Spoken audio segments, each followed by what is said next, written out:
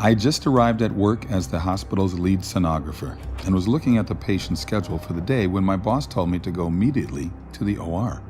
The surgeon was requesting ultrasound guidance. That was all the information I was given. I had no idea what I was walking into. I wheeled the ultrasound machine into the OR. The patient was already sedated on the operating table. Plugging in the machine, I waited for instructions from the doctor. He barked at me to place the ultrasound probe on the patient's pelvis so he wouldn't perforate her uterus. Still confused about the procedure, I did as he asked and realized the woman was pregnant. She was in her second trimester, so I easily determined the gender of her baby, a little girl. Stunned, I watched the doctor thrust a catheter into the amniotic sac. The fetus dodged the catheter and tried to hide in the top of her mother's uterus to get away. In horror, I watched as he inserted a forceps clamp and grabbed her tiny leg. She writhed around in pain, trying to break free, but there was nowhere for her to go. Then the doctor pulled hard until her leg ripped away from her body. She recoiled and violently twisted around in pain and curled herself into a tight ball. But it was no use. The clamp grabbed her arm and she struggled to pull away. Her movements weakened now because she was dying. He pulled her arm off of her body. My vision blurred. My eyes filled with tears.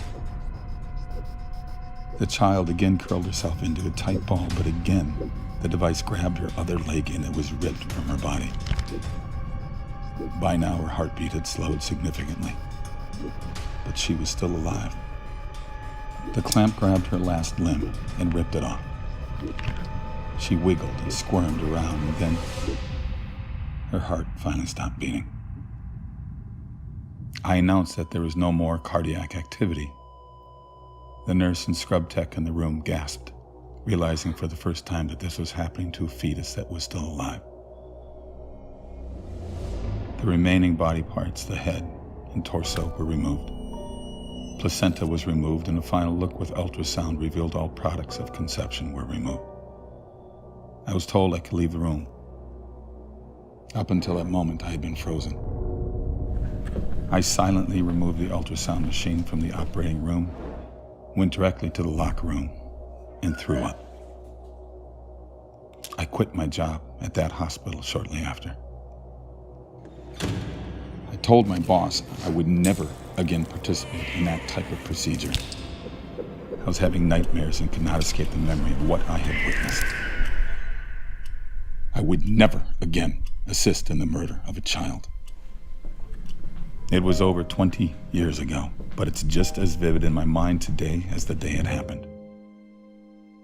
The saddest part is that this procedure is still happening today.